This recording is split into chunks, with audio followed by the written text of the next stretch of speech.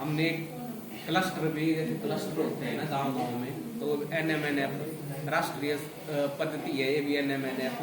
तो इसमें जैसे आपका गांव भी हमने क्लस्टर में लिया है। आने वाले टाइम में जो आपके सब लोग क्लस्टर से जुड़ेंगे तो आपको आने वाले टाइम में स्कीमें जो भी आएंगी सबसे पहले क्लस्टर में ही आएंगी। जो स्कीम पहले जल्दी जैसे हमने और जगह कैंप कर दिया, वहाँ स्कीमें दे दीजिए, क्लब दे दिए, वो दे दिया। पर अब जो भी जहाँ जहाँ पे 6 क्लस्टर हमारे जो लिया है हमने, एक अलसू लिया है हमने, एक और लिया है शायद, तो आसलू, हाँ आसलू। तो हमारे 6 क्लस्टर इनमें जो है नेचुरल फार्मिंग तो होगी ही होगी। बाकी जो भी इस प्रोजेक्ट में आएगा, जैसे क्लस्टर में जो है जी, आने वाले टाइम में बीज हो गए, जो भी टैंक हो गए आपके, जैसे गांव में टैंक हो गए पानी के हो गए, जो भी नेचुरल फार्मिंग का होगा। तो इसमें जैसे आप जुड़े हैं तो आप करते हैं थोड़ा थोड़ा नेचुरल फार्मिंग, जीवामृत बारे में आपको पता होना सब है ना। तो ये चीजें आपको कैसी लगी फील्ड में कि आपने काम कर लो, है कुछ रिजल्ट इसके? मैं मानता हूँ ऐसा, मैं भी 6 साल मुझे भी शिमला में बहुत रहा, एप्पल में बहुत अच्छे रिजल्ट हैं, और खेतों में यानी कि जो भी आप क्रॉप लगाते हैं उसमें बहुत अच्छे रिजल्ट है अगर रूटीन से इस चीज। 6 साल मैंने वहाँ की, वहाँ 31 पंचायतें की बदलाव की, 31 में से 30 पंचायतें मैंने पूरी की। एक पंचायत छोटी है वो बहुत छोटी थी, वो कोई कम से कम 4-5 घंटे उसको पहले गाड़ी में जाना, 3-4 घंटे गाड़ी में लगते थे, 3-4 घंटे खड़े पहाड़ पे बहुत फुटी होती थी, वो पैदल चल के 2 गाँव के सब छोटे उसके लिए लगी पंचायत बनाई। तो मैं आपका स्वागत करता हूँ, और मेरे साथ भी डॉक्टर कुछ खेती बाड़ी के काम होते हैं, तो कई बार हम लोग टाइम भी नहीं लगता है हम लोगों को। तो आपका बड़ा धन्यवाद है कि आपने समय जो है निकाल के आप इस कैंप में उतरे। तो मैं थोड़ा सा आपकी जानकारी, वैसे तो मैडम जी ने सारा कुछ बता दिया, आपको ब्रीफ तो उन्होंने पूरा ही बता दिया, तो थोड़ा सा ऐसे मैं जानकारी आपसे भी लूँगा, कुछ मैं बताऊँगा, कुछ आपसे पूछ भी लूँगा। तो आप ये करते हैं, आपको केमिकल उन्होंने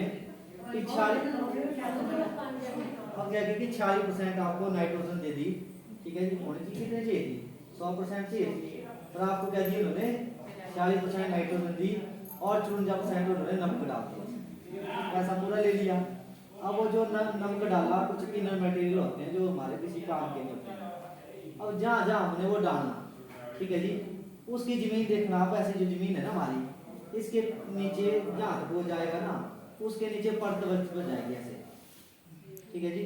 जब वो परत बन जाएगी हमारी, जितनी भी बारिश हुई उस बारिश का पानी क्या होगा, उस जमीन के अंदर नहीं जाएगा, क्योंकि ऊपर क्या है? परत है, वो नमक है हमारा। अब आपने देखा होना, बारिश हुई, बारिश होने के बाद जब आपने अपना खेत को खोदा ना आपने, तो ऊपर से तो गीला है, नीचे से सूखा है। क्यों? क्योंकि उसके ऊपर परत है। आपने देखा होना, अपने खेतों में केंचू होते हैं हमारे पास, जिसको किसान का मित्र बोलते हैं। वो केंचू क्या करते हैं? वो हमारा काम करते हैं। वो मान लो हमारा जो एक खेत है उसमें 100 केंचू है, मान के चलो, तो एक छेद वो आने का करेंगे, ऊपर को आने का, तो कितने छेद हुए? 100 छेद उन्होंने आने के किए, और अलग रास्ते से वो नीचे जाएंगे, तो 100 छेद उन्होंने जाने। अब जब वो बारिश का पानी होगा तो उन छेद के द्वारा वो अब क्या होगा? वो उस मिट्टी के अंदर जाएगा, ठीक है जी। पर जाएगा कब? जब छेद हो। जब छेद बंद कर दिए तो वो जाएगा तो है नहीं पानी, वो तो हमारा ऊपर ही रहेगा।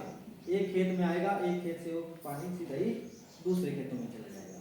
तो हमने क्या किया, जो केमिकल डालकर एक तो अपने केंचुए मार दिया हमने, जो किसान मित्र होते हैं ना, वो मार दिए हम लोगों ने। अब उनको क्या होगा कि उनको बढ़ाने के लिए और उनको जमीन के ऊपर लाने के लिए हम क्या करेंगे, उसमें जीवामृत फेंकेंगे उसमें, ताकि वो गोबर और उस गौमूत्र की स्मेल से क्या करेंगे, वो दोबारा ऊपर आएंगे वो, ठीक है ना जी। अब क्या होता है, जो हमारा जो नाइट्रोजन होता है ना, वो सिर्फ क्या करता है? पौधों को बढ़ाता है। वो छोटा सा है, उसकी ग्रोथ एकदम बड़ी करवाएगा वो, बाकी उसका कोई भी काम हमारे पास नहीं है। वो क्या है? एक प्रकार का जहर है।